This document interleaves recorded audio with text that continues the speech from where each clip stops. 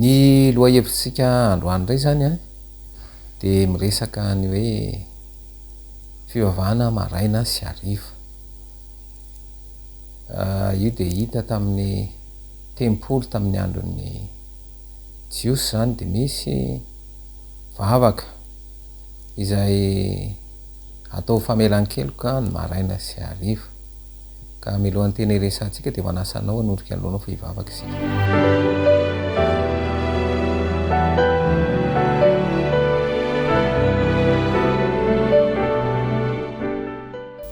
Ankehitriny ry raina nilanitra sy ny tany tomboto fasaka ny mpanjaka mefazatra rehetra tolotra eonao rehany de raha sy ny lazara vonahitra mandrakizay. Ankehitriny de mbola noho izao fandaran'izao ndray zay fezy misy saina mba hifantoka ary fahazavan-tsaina avy am'fanena masina zavan-tsaina fa matakatra ny sitraponao ary ampanaiky renay zany ka hitondra fifoazana ho anay any ny teny amin'ny anaranao Jesosy Kristy nao novavaka. Amen.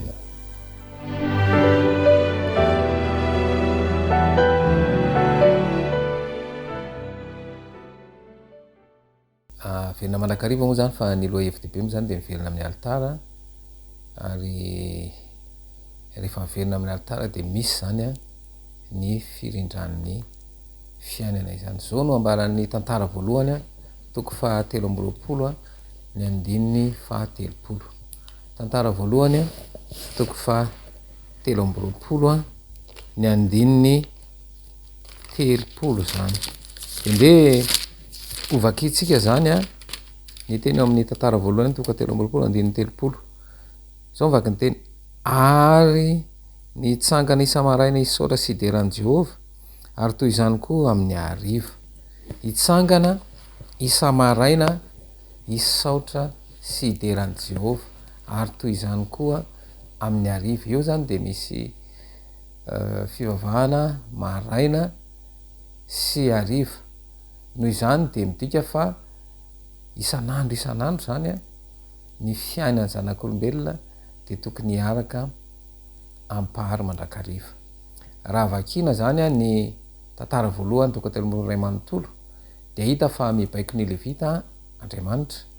de ireo ny karakara ny tempolin'ny jiosy fahiny sy ny fanompoam-pivavahana mba hitsangana eo amin'ny fanatrehany a anandratra ny feony ao amin'ny fisaorana sy ny fiderana azy a maraina sy ariva. Io fampiarana io a de ny andoha tamin'ny baiko iray hafa izay nomen'Andriamanitra amin'ny Mosesy rehefa nangataka ny Israelita izy mba hanao fitoerana masina ho azy izay atonga azy onona eo amin'ny ny olona izany. Nandidy koa Andriamanitra mba hanatitra zanak'ondry noho ny maraina ary zanak'ondry iray ihany koa noho ny ariva. Dinarany zava-misy eo anelanelandreo fotoan'ireo. Ny fiainandreo Israelita de tokony hizotra eo anelanelan'ny fanandramana ara-panahy fototra roa isan'andro. Tsy maintsy manomboka sy mamarana ny andro miaraka amin'Andriamanitra izy ireo. Tsy tokony hanao tsinotsinona ny fitiavany mamonjy izy ireo. Mila ny herin'Andriamanitra hiaro azy amin'ny fitaka izy ireo raha hamakivaky ny hefitra makany amin'ny tany Kanana. Tsy maintsy narovana tamin'ny fakapanahy avy ao anatiny a izy ireo. Zany hoe milohany anatanterana ny andraikitra zany a dia mifandray amin'ny pahary ary rehefa vita ihany koa zany de mifandray amin'ny zay le hoe maraina sy ariva. Ny fanerina ampiatra ny soatoavina Egyptiana sy ny fiainam-panahy ary ny fotom-pisainana izay azony tamin'ny fahababoana ny sorona maraina sy ariva no fomba nasehon'Andriamanitra ho modely mba harahan'ny Israelita isam-batan'olona sy isam-pianakaviana ka ananan'izy ireo a fifandraisana tsara amin'ny Kristy zany. Toy izao no namariparitany Ellen White a izany fanandramana masina sy mihezinezina izany a izay tanterahana isan'andro. Tsy maintsy mandinika ny fony sy miaiky ny elona nefa ny mpivory alohan'ny idirany a manatrika an'Andriamanitra amin'ny alalan'ny mpisorona dia miara manao vavaka mangina mitodika any amin'ny fitoerana masina izy rehetra. Io zany tena zava-dehibe a ilay fandinihana ny fo satria rehefa mandinika ny fo zany ny mpanota anankiray de atsapa ny fahotana izy, atsapa ny elony a ary hoany am'lay mpamela eloka ny fisainan'ndray manontolo ary mantsy ny fandry ataonyity tontolo tya afantoka an'zay verinao zavatra tsara eto am'izao tontolo zao de adinoa ny firaisana am' jesosy toy izany no andraisany ho an'ny tenany a amin'ny alalan'ny finoana ny fahamendrehan'lay mpamonjy nampanantenaina na seo tao amin'ny asa-panavotana ara-tanydindona raha miakatra miaraka amin'ny setroky ny didikazomanitra ny fivavahana nataony noho izany de no everina fa masina ireo ora voatendry ho an'ny fanatitra maraintsy ariva ka nanjary rakitra ho tandreman'ny firenena jiosy manontolo ora ny fotoam-pivavahana isatokantrano zava-dehibe zany ny fametrahana fotoana raikitra maraina sy ariva zay moa zany no menidalidalina rahantsika eto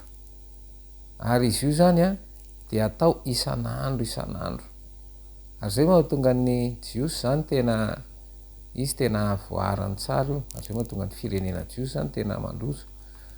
satria tena mahifandray am'lay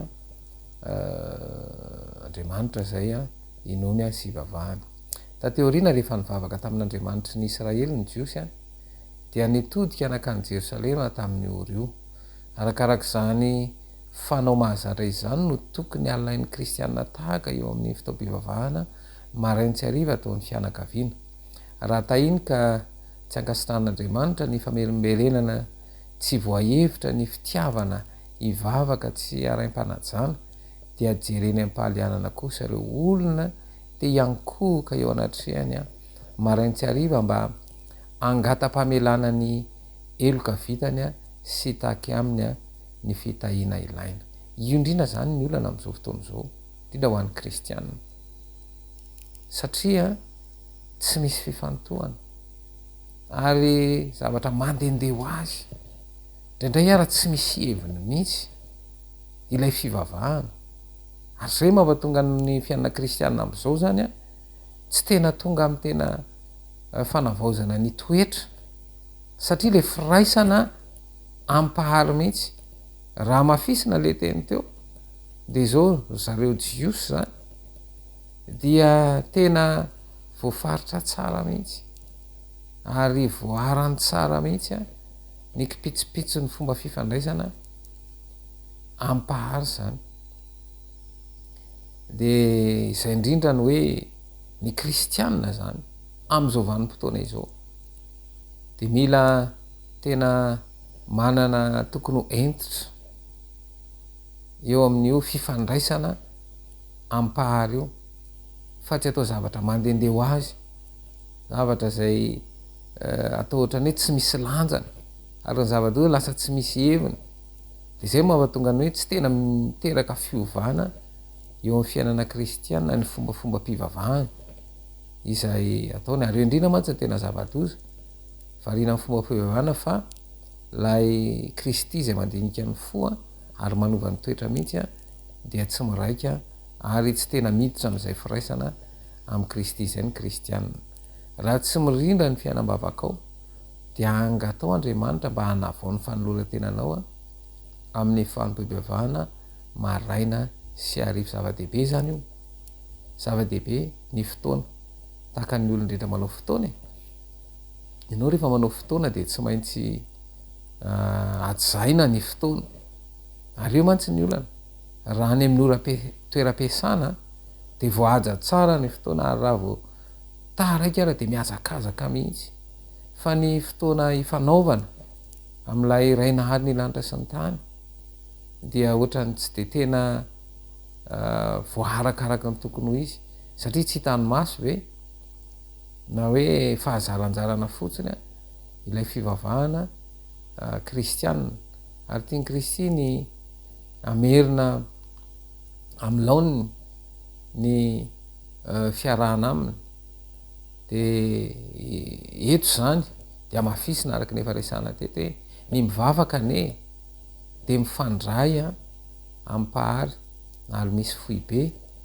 ao amin'ny adohantsika eo zay fandraisam-pahary amitsika amin'ny alalan'ny saina ka raha vao miresaka saina zany dia fanahy masina mihitsy a ny miditra ny tsehatra ao an-tsaina am'izay fotoan'izay ka izao rehefa mivavaka zany de ataovy azonao antoka ary tena mazava tsara ao an-tsaina fa mifandray amin'ny pahary isika de ahoana nefa nifandraisana aminy de zay ny hoe mila ny tenin'andriamanitra mandrakariva dia rehefa mivavaka zany dia mila manao antom-bavaka mifanaraka tenin'andriamanitra zay mahatonga ny hoe mivavaka zay ataotsika zany mandritra nyity foloandro ity dia arakaraky ny teny fikasana izay omena izany ary tonga eo am'izay fotoana anaovana fiaraha-mivavaka izay indray ianao moa any tokantrano na any amy toerana zay misy anao ny anarahanao an'ity fotoana ity de araky nambara hoe mila mifantoka ary mila mahatsapa an'izay fifandraisana izay de misy antom-bavaka zay atao moa zany mandritra ny vavaka zay atao fa rehefa vita ity fotoana ity dia mbola afaka maneho ny vavaka ianareo ary manonona zay antom-bavaka zay everinareo hotononona araky ny taridalana izay omena ao anatin'izao foloandro fifoazana izao izay tarihanantsika eto ihany koa moa zany dia tarihana ihany koa isika mba hanana karatra anankiray zay anoratana ny anaran'ireo izay tiana entina mbavaka farafakeliny zany 5 dia mila hoentina mbavaka ihany koa reo anarana izay soratana anatin'izy ka mila soratana mihitsy reo anaran'ireo ary dia hoentitsika mbavaka isan'andro mandritra fotoana ity ka tonga eo am'ty fotoana izay anaovantsika fiaraha-mivavaka ity indray zany isika kondeha hiditra eo amin'ny vavaka zany isika mba ahafahantsika mifandray amin'Andriamanitra amin'ny alalan'ny vavaka izany.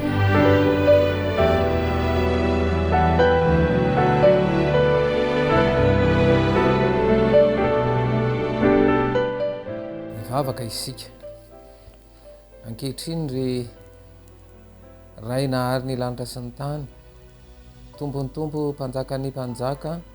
mahefa ny zavatra rehetra de manolotra ho anao rery ihany ny dera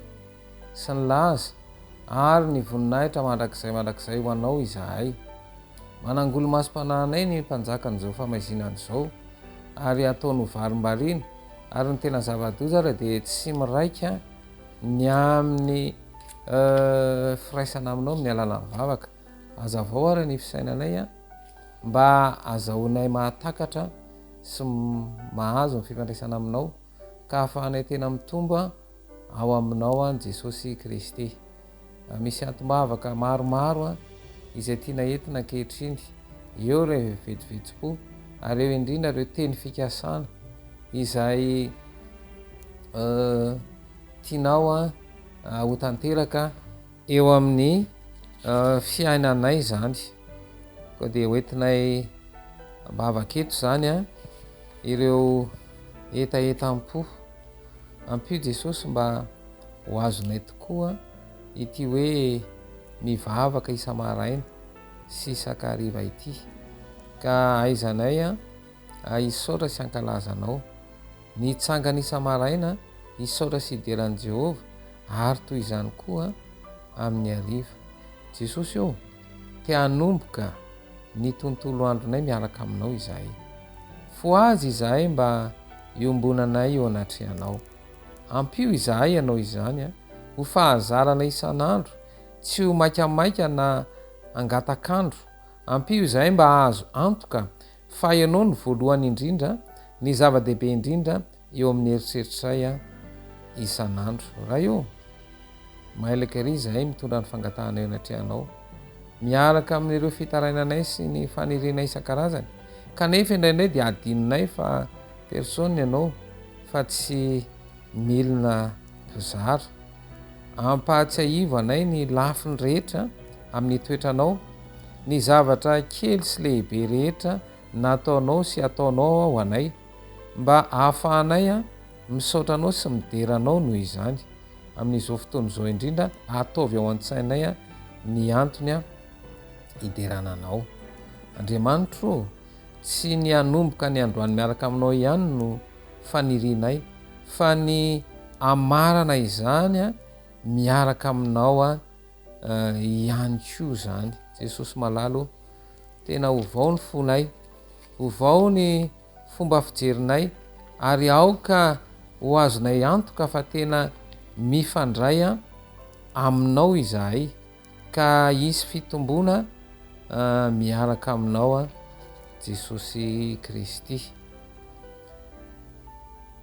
Antsoy aho amin'ny andro fahoriana dia hamonjy anao ka anome voninahitra ianao. Ary lazaiko aminareo koa,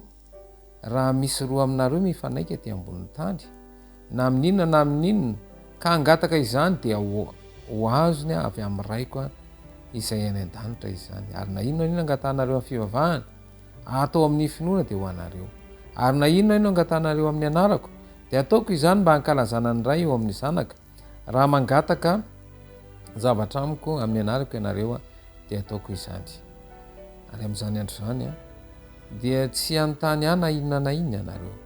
Lazaiko aminareo marina dia marina tokoa fa na inona na inona angatahanareo amin'ny ray dia omeny anareo amin'ny anarako izany. Manaka ankehitriny dia tsy mbola nangataka na inona tamin'ny anarako ianareo. Mangatady ahazo ianareo mba ho tanteraka ny fifalianareo. Ary izao ny fahasahinana antsika anatrehany, raha mangataka zavatra araka ny sitrapony isika dia miaino antsika izy, ary raha fantatsika fa miaino antsika izy na inona na inona angatantsika dia fantatsika fa azontsika izay angatantsika aminy. Fa misy zavatra mahagaga izay tsy hain' Jehovah va amin'ny fotoan'andro raha avy ny taona dia toy izao dia hiverina aminao ao ary sarahana na zazalahy. Jehovah hiady ho anareo fa ianareo kosa angina fa Jesosy nijery azy ka nanao hoe raha amin'ny olona dia zavatra tsy hainy izany fa tsy mba tahaka izany a Andriamanitra, fa ny zavatra rehetra dia hain'Andriamanitra. Mahatoky izay miantso anareo a sady izy ihany no hanefa izany. Fantaro fa hainao avokoa ny zavatra rehetra ary tsy azo ferana ny fisainanao. Tompo, mangataka mba asehonao amin'ny membre fiangonana ny fomba hanampianan'ireo izay mitolona amin'ny olana amin'ny fahasalamana ara-tsaina na ny fitokana monina izany. Mivavaka izay ho an'ireo tratro ny fahasairana ara-bola vokatry ny fahaferezan'ny asa noho ny aretina ny tranga manerana nyity tontolo ity. Mivavaka ho an'ireo pastora sy ny fiangonana izay mba ahita fomba hiazonana ny fifandraisan'ny membre ny fiangonana mandritra ny toe-javatra sarotra eto amin'izao fiarahamonina izao. Tompo, ampiraisao amin'ny fiankofana sy ny fanompoana ny fiangonanao. Mivavaka izahay mba hisian'ny fifoazana ara-panahy eo amin'ny tanora kristianina rehetra, indrindra moa ny membre ny fiangonana Adventiste fafito izay mianatra amin'ireo sekoly ambony toy ny université manerana zao tontolo izao. Aoka izy ireo mba ho ambasadôrony Kristy a mafana fo. Mivavaka izahay zany a ho an'ny mponina eto an-tany izay tsy mbola nahazo fanehoana mazava an' Jesosy. Mivavaka izahay a ho an'ireo olona 12 tapitrisa eo amin'ireo tanàna 20 tsy mbola nidiran'ny hafatra ao amin'ny firaisana sovietika teo aloha, ary mivavaka ho an'ny firenena ukrainiana izay mandalo ady izy sy ny firenena sovietika. Aoka atsapany fanatrehanao indrindra ireo kristianina ka tonga azy ireo a hiantoraka mandraraka eo anao na ino itezahatra amin'izao tononona sy angatana amin'ny anaranao Jesosy Kristy nivavaka. Amen.